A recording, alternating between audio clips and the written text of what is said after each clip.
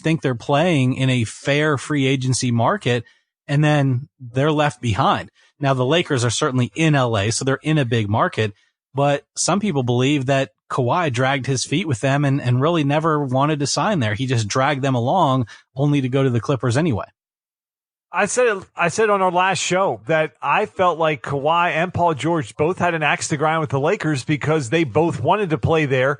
And I think they expected the Lakers to make some kind of a trade or effort to get them both when they were available via trade. When Paul George announced he wanted to leave Indy and Kawhi was having his issues with the Spurs, and the Lakers did nothing and thought they could just pick him up in free agency. And I think they both had an axe to grind. And I think Kawhi, they seem to have they seem to have played this perfectly, whether you like the way they did it or not. Their power play in this to get Kawhi where he wanted to be and get Paul George with him was nothing short of brilliance in terms of just a straight power play.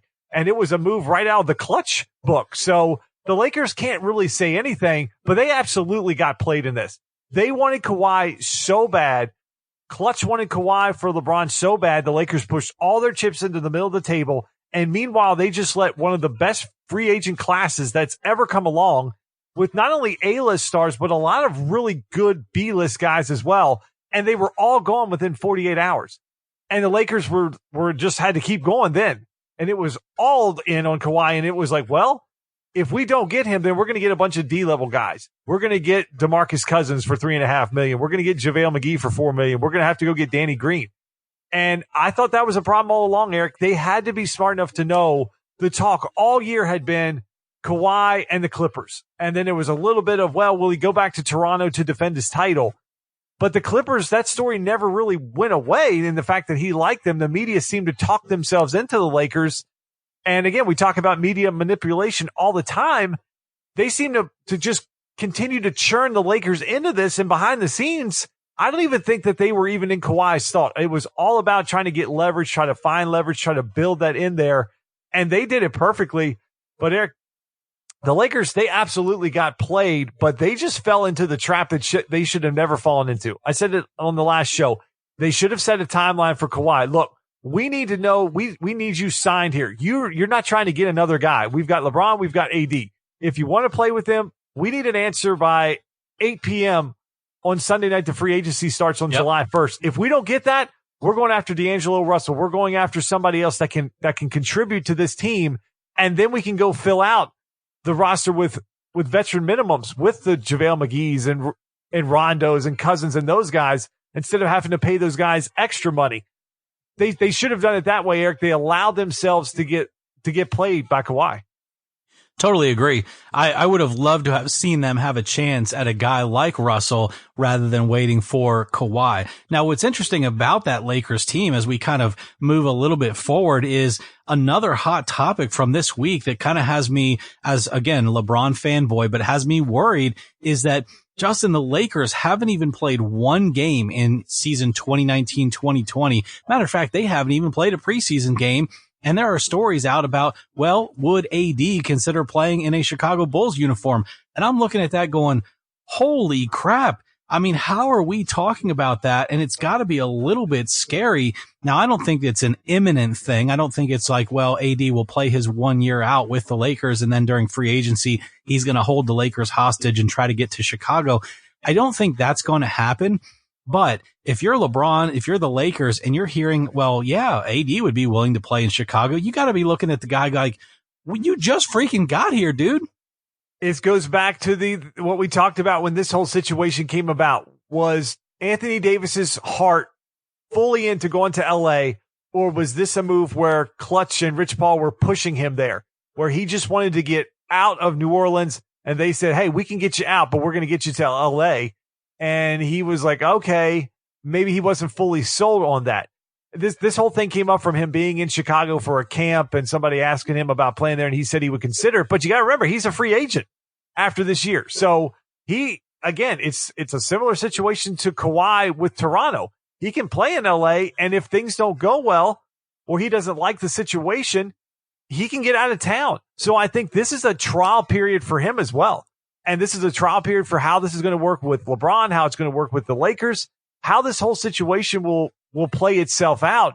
that if they're an absolute train wreck and the cast around him is really what it was last year, which is a bunch of characters that end up just a dysfunctional unit where you've got Rondo sitting in the crowd and you've got all this other stuff going on.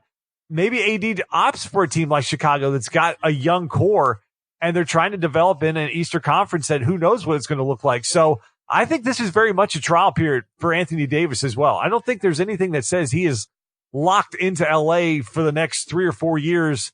We've already seen this offseason that really you have to expect the unexpected in the NBA. These guys are egomaniacs. They get their feelings hurt. They get pissed off. And then they want a change of scenery. And it seems like they want it every single year. So do I think it's probably going to happen? No, I would probably lean towards him re-signing with the Lakers. But I think that you have to leave open the possibility now in the NBA that really anything is possible and nothing is impossible unless it's trying to move a contract like John Wall's. That seems to be the only impossibility in the NBA. Everything else, Eric, seems like it can happen. Yeah, I think that is a great point as far as how scary it is, because if you're the Lakers, you just gave sold away the farm for this guy. They have no future if he doesn't resign with them. Exactly. That's what scares me, is just hearing this even without even having played a game in a Lakers uniform and hearing that there could be other cities that he's willing to go to. It's like, I just can't believe it, and I guess you're right. That is the way of the NBA contract world these days. And these guys are going to move around. I mean, Durant was a superstar in Golden State. He delivered them a couple of titles. I mean, they're talking about retiring his number to the rafters, and he was only there for 3 seasons. It just blows my mind that they're talking about putting his jersey number in the rafters, and the guy was there for 3 seasons, 2 titles. So I don't know, but I mean, these guys are willing to just take off for greener pastures. And if I'm the Lakers, I am scared to death over the fact that, it's been less than a month since he's been there and we're talking about Chicago. That, to me, that's scary. Let me ask you this, just hypothetically speaking, if for some reason this wouldn't work out this year, Lakers struggle again, Anthony Davis opts to leave for somewhere, do you think that LeBron would want to stick around or he would force his way out? Oh my gosh. That's a great question, because, one of the biggest knocks against LeBron that I hear as a fanboy is the fact that he moves around so much throughout his career. Cleveland, Miami, Cleveland, now LA. What if LeBron and AD both end up in Chicago or something stupidly crazy like that?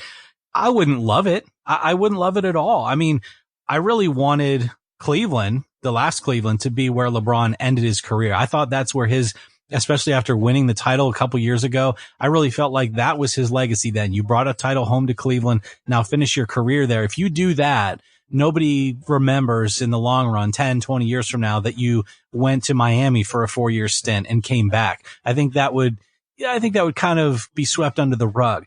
Now you've gone to LA under the guise that, well, my family and my kids and I just want to be in LA, for life after basketball or life around basketball with all of his businesses and things like that. If you then pick up after 2 years and go somewhere else or force your way out because it's not working, I mean, I think we'd have to define what does quote unquote not working out mean? What would it take for AD to say, well, this year didn't work out? I think those things have to be measured. But if I'm LeBron and I don't finish my career in LA and it's not a 1-year stint in Cleveland to close things out, if I'm randomly in Chicago or I'm randomly in Dallas or I'm randomly somewhere else like that, I have a big problem with that. Well, look, the whole AD situation, you just brought up a great point of what does AD consider? Well, this was a guy that was on a team that won a first-round playoff series, and the following year he still wanted to force his way out of town. So I don't think anybody really knows what AD really expects, because I don't think that New Orleans team, there's a lot of rosters in the NBA that were way worse than what New Orleans had to offer. And then they end up with the number 1 pick and get Zion in there. And then you saw some of the moves they were able to make this offseason and getting David Griffin in there and sort of the vibe and the changes he wanted to make, upgrading the medical staff, and AD still didn't want to stay. So what does he consider? Is it finals or bust for him? Is if he's going to take all the criticism if the Lakers struggle? Because that's that's been what we've always seen with LeBron teams is if they don't perform well, LeBron still has a good statistical number where he's putting up 27 and 8 and 8 or something like that. And you can't blame LeBron. Look at his numbers and everybody else gets it. I think there's a lot to be seen with what happens, but I definitely think if they would struggle and even get bounced in the first round of the playoffs or bounced in the second round, and there's a lot of friction going on behind the scenes, I think that's where a situation could be where he starts to at least explore his options in the offseason. Maybe someone sweeps him off his feet like a Chicago where he could go home and they could sell him that. But I think it's definitely, like you said, it was a story when I saw it. I was like, wow, where did that come from? He hasn't even played a game for the Lakers and he's already talking about potentially being open to playing for the Bulls down the road. That seems like a weird thing to say, but it's almost like he's setting the precedent. Like we see a lot of, hey, this is a honeymoon period. This is 1 year. If this doesn't work out, I'm not tied to LA. Yeah, and another guy who might not be tied to the city that he's in. I know it's next on your show notes, and I'm kind of curious to what you think about what's happened in the last week to week and a half, because the Thunder, they really tried to roll on Chris Paul. It seems like there's no takers. Justin, where's your head at with this Chris Paul situation? We know that the Rockets seem to make out better in this deal, but I don't think that the Thunder were able to flip him as fast as they thought here initially.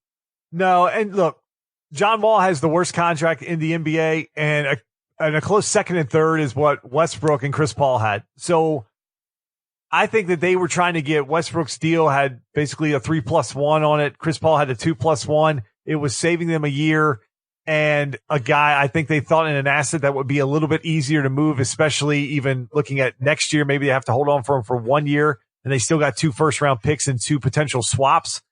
I think that's what they were doing, that they just have the cap space. They're going to be so bad, and they're really not going to be in cap purgatory. And Adams, I think, has 2 years left on his deal. So I think for them, it's just, they're going to say all the right things. Chris Paul wants to be here. We're going to play this out. We're going to see how things go.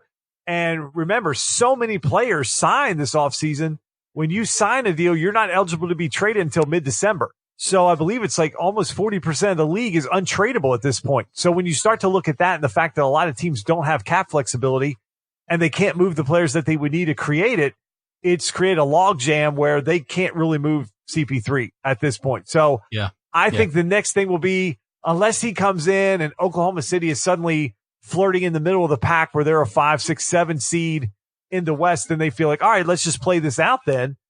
I think that when the trade deadline comes, that's when the Chris Paul moves could come up. And you could see a team potentially like the Lakers where when they've signed so many of those guys that ate up all that cap space that maybe they can work some kind of a deal in there with that. And they ship a couple of those old guys on those 1 year expiring type of deals where for Oklahoma City, it's like, yeah, we'll take a 1 or 2 year with multiple guys where we can still move them around versus one guy in Chris Paul. So I think there's a lot of moves there. The Heat were always interested. They just couldn't do anything because they're just smashed with the cap right now. You've got the Bucks. Are they going to be happy enough with Bledsoe, or maybe they want a veteran point guard in there? I think there's going to be a lot of potential movement, but it can't be till after mid-December when those contracts can start to be moved around. So I think that's what the problem is for the Thunder right now. Yeah, and I mean, I'm not a fan of his really at this point anymore. I mean, I know when he was with the Hornets, he was a great point guard. Yeah, but lately he's been decline. A pain in the locker room. Yeah. He's a pain in the locker room. His decline on the floor is pretty significant at this point. He's not even the Chris Paul that Houston got when they traded for him from a Clippers uniform. He's just not that guy anymore. And so even that talk about him, it's not talk really, but the ideas of him going to the Lakers and joining LeBron, and I would be about as excited as I would be of like Carmelo Anthony coming back from whatever forced retirement that he's in because he sucks so bad. Like if you're LeBron and you're AD, like that's not the answer. Kuzma developing is by far a better answer than a Chris Paul. Even just dragging Boogie Cousins and JaVale McGee and Rondo down the floor is a better option to me than what you'd have to give up to get a Chris Paul, an aging Chris Paul. So I just think the Thunder they're going to have plans come December. Like you said, when some of these other players are available, there's going to be a team that bites on a Chris Paul. But the Thunder, I think, are in a position where they really do need to unload him within this year, because I believe in my heart that was part of their plan. For sure. I just think they felt like it was going to be an easier contract to move than Westbrook. Look, they